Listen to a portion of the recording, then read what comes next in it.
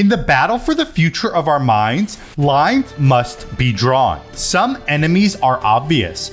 It is clear the religious wackadoos, the centrist and conservative political stooges, the Wall Street fat cats, and all of their fellow travelers stand in the way of rational, philosophically informed future. Anyone can see that. It doesn't require insight or guidance to come to that conclusion. What does require a more discerning eye is sussing out the snakes in our own midst. The ones among us who may even think they are aligned with progress, who see themselves as helpers on our journey, yet serve only to prop up themselves and hold us back from the world we deserve. These subtle traitors are not easy to pick out, but whether they mean to or not, they are as big an obstacle to freedom from our mental manacles as the prison guards themselves. Today, I will focus on one such figure, one many of you may know, and whose content you perhaps enjoy, but whose path is one doomed to lead us away from the light of knowledge and back to the pits of ignorance. There are many more besides this man, and perhaps I will one day turn my gaze on all of them. But for this video, we will focus simply on Michael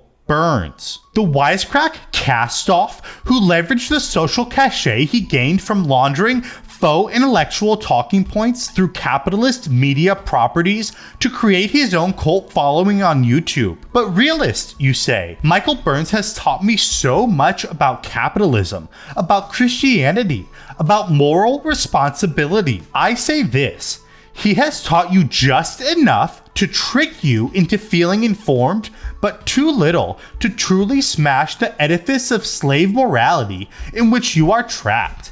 Think about it.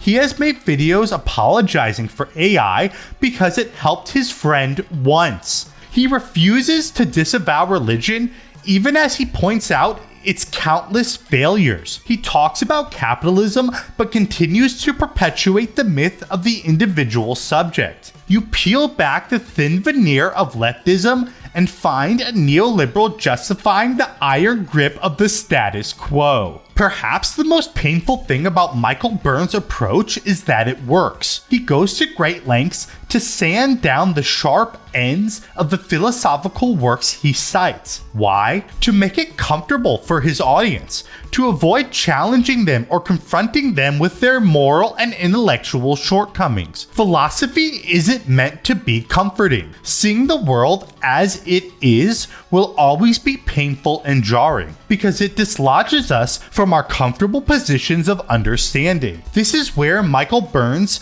and his craven allies fail their audience, because instead of shaking them loose from the bonds of common sense, they reaffirm an abstract vibe of understanding without forcing their viewers to confront the gaps in their perspective and embrace the reality that they know nothing. It is only through that painful destabilization that we are free to deterritorialize ourselves and seek lines of flight from the false rationality neoliberal history has bequeathed unto us. Michael Burns does not, and will not by design, give us that opportunity.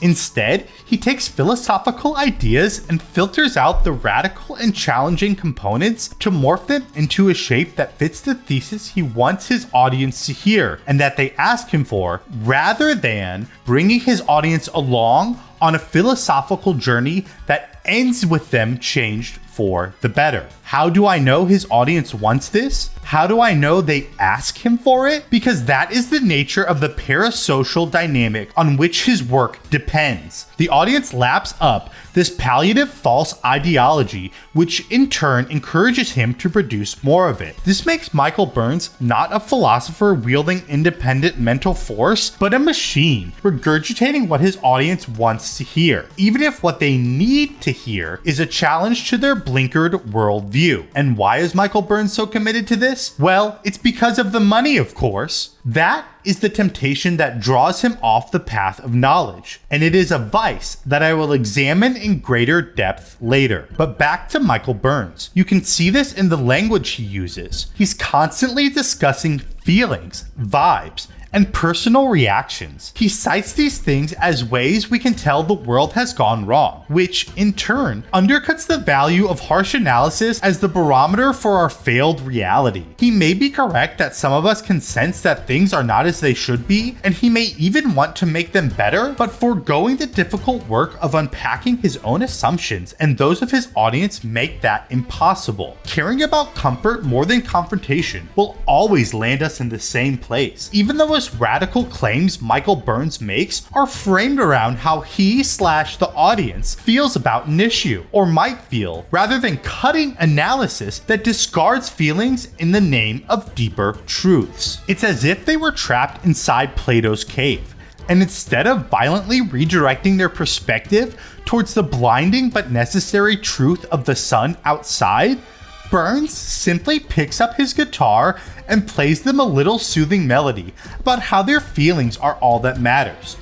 To quote Plato himself, "None of those sophists teaches anything other than the convictions the masses hold when they are assembled together, and this he calls wisdom." It is just as if someone were learning the passions and appetites of a huge, strong beast that he is rearing, how to approach and handle it, when it is most difficult to deal with or most docile, and what makes it so, what sounds it utters in either condition, and what tones of voice soothe or anger it. Having learned all this through associating and spending time with the beast, he calls this wisdom, gathers his information in reality about which of these convictions or appetites is fine or shameful, good or bad, just or unjust. He uses all these terms in conformity with the great beast's beliefs, calling the thing it enjoys good and the things that anger it bad. He has no other account to give of them. Michael Burns may not be speaking to the masses as a whole, but he is speaking to his audience. And we know that because whenever he is pushed on this tension, or the tension that this alleged anti-capitalist features ads in the midst of his videos, including this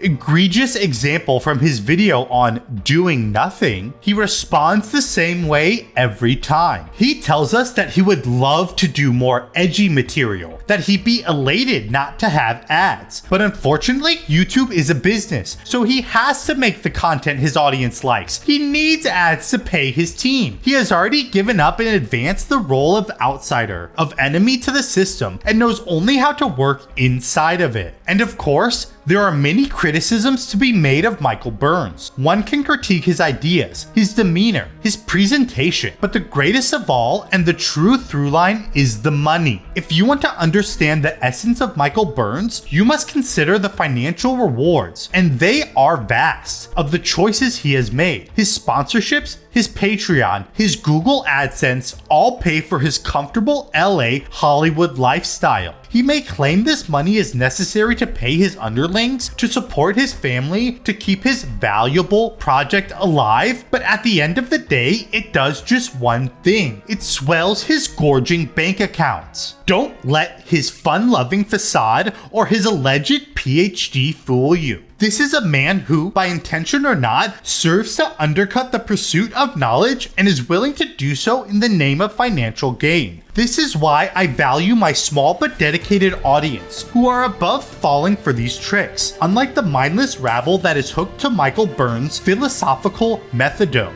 It is people like you and people like me who are willing to break down the lies that surround us that will bring about the birth of the future. So stay real, stay rational. Realist out.